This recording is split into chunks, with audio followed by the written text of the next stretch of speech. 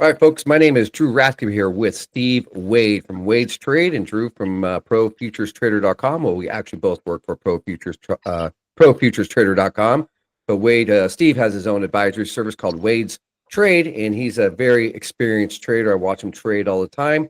And this is our little weekly market overview. This isn't specific market advice, just markets that we're looking at, just give you a general idea from an inside perspective of kind of things that we're noticing and maybe some ideas. If you do have any questions or comments or looking for specific trade advice, please reach out to us. We'll be more than happy to help you. But Steve, go ahead and take it away with, looks like you've got gold here on the screen for us. That's right, Drew. I thought we'd start out with something exciting. Everybody always wants to talk about gold. And anyway, gold is being slammed right now, even as we speak. And it's taking silver and platinum and some of these other metals with it. One thing I want to talk about just a moment is I'm a cycle trader. I try to buy at bottoms and sell at tops. So you have to recognize a shift in these cycles. One thing I've noticed with gold is that these cycles this past year have tightened up. A typical gold cycle used to be 35 to 45 days. Now we're seeing that these cycles are more like around 23 to 28 days, and sometimes it'll get up into 30 days or so. But for this past year, we've had 8 daily cycles, and that averaged out to about 28 days per cycle. So right now, today, the way I've got my cycles counted from the intermediate cycle bottom that we had back last month is that we're on today, day 20. It would be week 4 of an intermediate cycle. And so that would tell us that you probably need to be taking risk off. Of course, that would have been nice to have told you or said something 2 days ago, wouldn't it? Yeah, absolutely. But anyway, it looks like it appears as though we're dropping into a daily cycle low. My guess is it'll drop into the FOMC meeting next week. So by the time this cycle bottoms, if that bottoms at the FOMC meeting on Wednesday, that would be a 23-day cycle, which is kind of on the short end. If you went back and looked at March a year ago, though, you had a 22-day cycle then. And so it bottomed after just before the FOMC meeting. So something like that could happen again this year. But you can see I've got a short daily cycle trend line that was drawn from last month.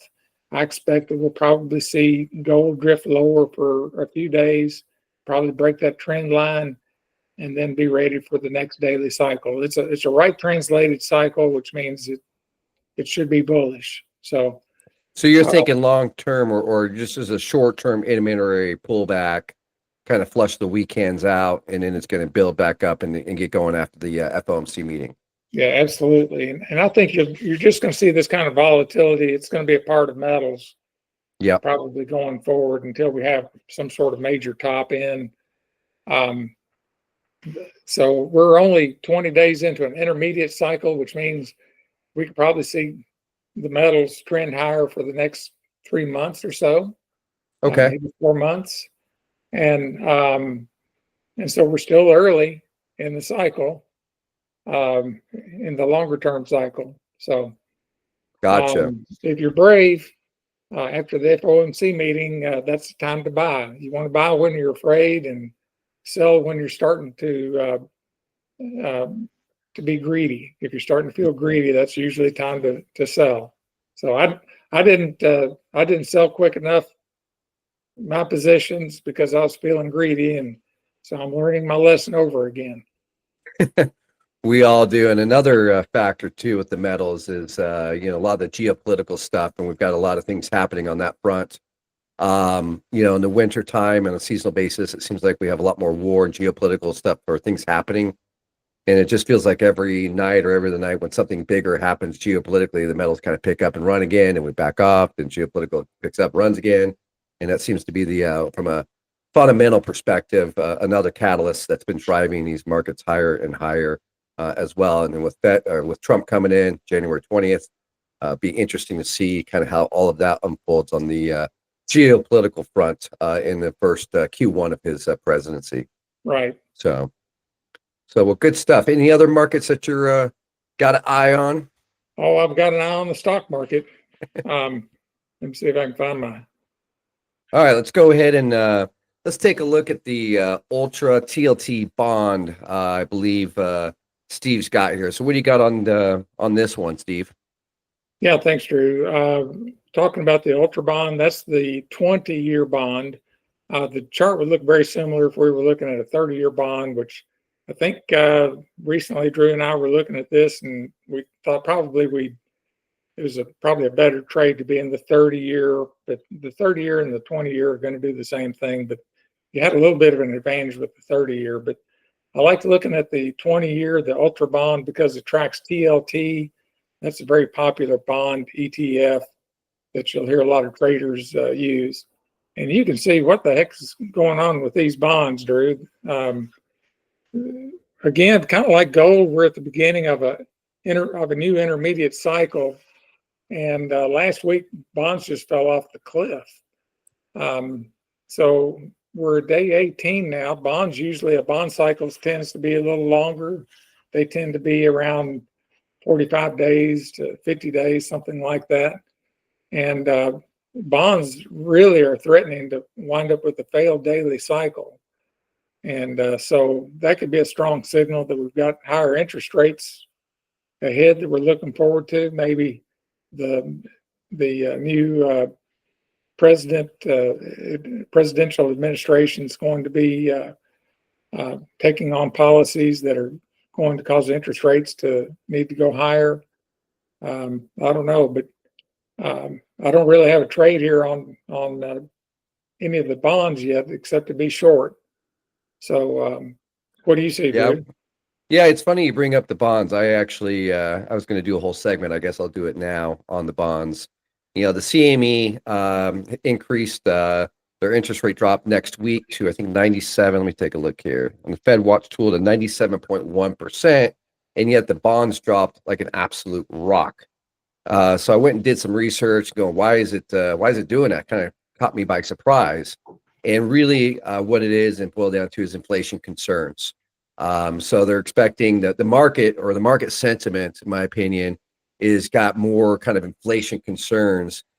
So they're expecting, higher interest rates in the short term, and that's why they dropped the bonds. And that's the only thing that I could kind of find, is the market's digesting it all and kind of anticipating or forward thinking that we're going to have an inflationary uptick. And that's why the bonds dropped, or it could be one of the reasons why the bonds dropped. And then we're going to be looking at higher interest rates on the street, even though the CME has a FOMC next week. They're looking at an anticipated drop from the Fed. So that's what I found. What are your thoughts on that analysis, Steve? Yeah, that sounds spot on. And I didn't realize that the CME interest rate tracker was already that high for an interest rate increase. So yeah, I actually switched a couple of days ago, and that's why gold quickly took off, but then it did a reversal based on the bonds movement, I think, today, and that's what you're seeing with the sell-off there as well. So just the market digesting everything, and it kind of moved everything in reverse directions than we're used to. So you could blame gold that it's finding it's a daily cycle low, because it's getting into that timing band for a cycle low on gold. The bonds is it's very early for bonds to be making any type of major cycle bottom. So I don't know. We'll just have to see what happens there. Yep. No, I agree. I don't have a big trade, other than I'm watching it closely. I don't have a big position or anything like that right now in the bonds, just because of the erraticness of it. So I kind of go hands off, risk off in that situation with the bonds. So let's go and take a look at your another market that you're closely watching right now. But let's go and take a look at it, Steve. What do you see right now in the E-mini S&P? Well, I'm feeling the Christmas spirit, Drew. It's time for a Santa Claus rally, and we're right in that timing where typically we do get strong rallies between now and the middle of January. And what this chart shows is over the last 30 years, and I highlighted it in that little green box there, that the S&P 500 has moved higher between December 17th and January 12th in 14 of the last 15 years. So Yep. that's not the only reason to take an S&P 500 trade or a stock trade, but it's just to be aware if you see an opportunity where you can jump into a S&P 500 to hold on to for several weeks, where you can manage the risk easily. The odds are in your favor that it would be a profitable trade.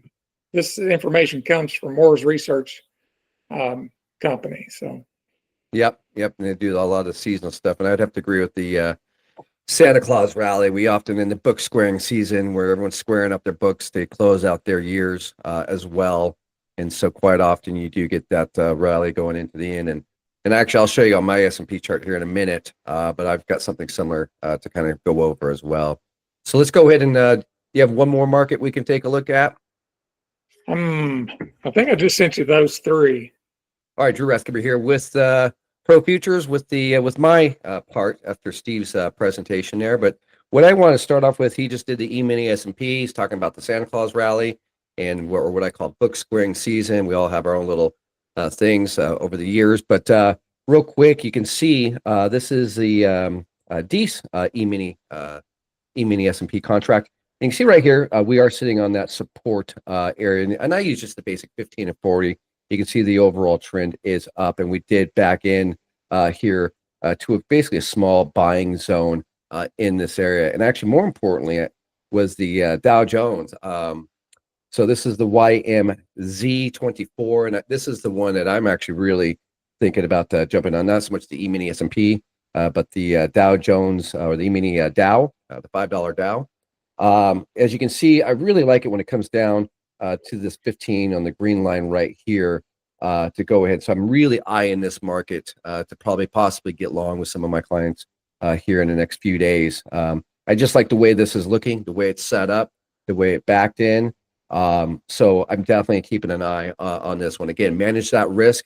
I would say, you can be right in direction, but saying that the risk management is almost more important than the actual trade itself. I can't stress that enough. Let's go and take a look at natural gas. We've got a fresh upside cross, and I know it's been relatively at the beginning of the season, the media or the mainstream media was saying it was going to be a warm winter. Well, I always try to do the opposite of what mainstream media says. And I think we're going to probably possibly, if you just think of the opposite, because how often are they wrong? They're wrong a lot. So they were telling us it's going to be warm, and here we are. We're getting ready to go into another cooling pattern. So I'm kind of eyeing natural gas right now. It just came off that 350 area.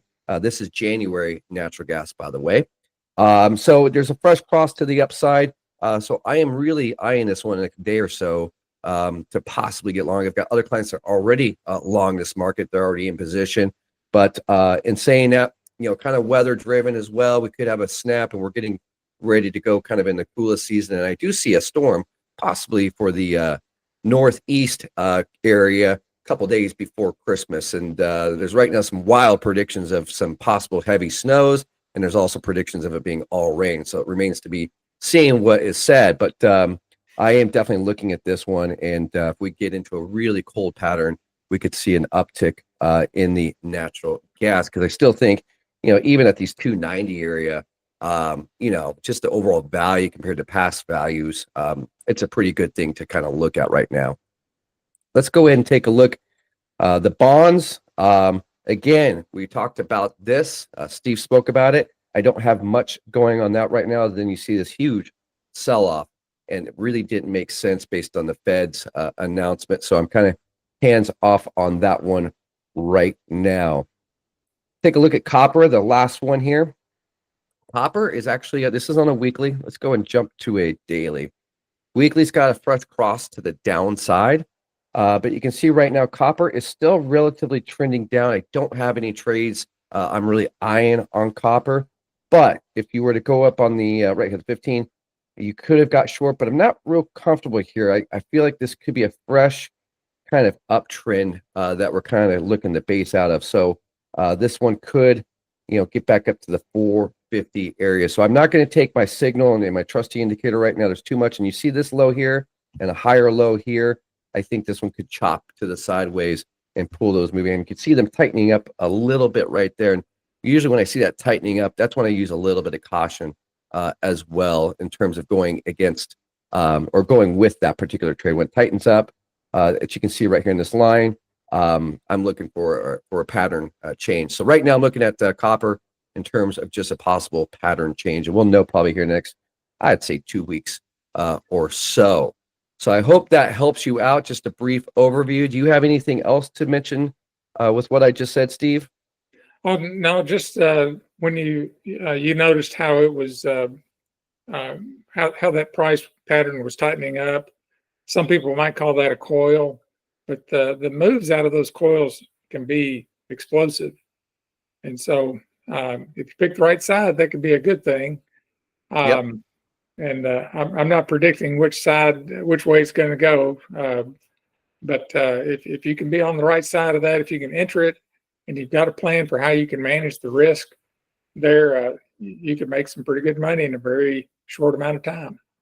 Yep, absolutely. So a lot is to be seen. Like I said, next week is Fed week. So there's going to be a lot of volatility. And that is going to be your biggest thing that I know Steve and I will always kind of, we're always talking to our clients about managing risk and just, going like when it's, when I know we're going to a Fed meeting, I tend to use a bit more caution on my trades and not stick my neck out there because quite often, and I've got another particular client that loves trading during the numbers. And I always try to tell my moves in reverse of whatever you think it's going to quite often. The number could be bullish for gold and next thing you know, they tank gold $50. Happens a lot during the releasing of numbers and it takes 2 or 3 days to kind of digest those numbers. And then you get the actual move that you were looking for. So that's why going into things like the Fed meeting or WASD or certain things, I tend to use a little bit of caution going that. Would you agree with that, Steve? 100%. I've used these reports as opportunities also for if you were like, let's say you're very bullish copper, you could put in what I call a stink bid, something down there that's real low. And a lot of the time you can get some volatility out of one of those reports that could trigger, a really cheap price on something. And so it can be an opportunity to get in at a low price.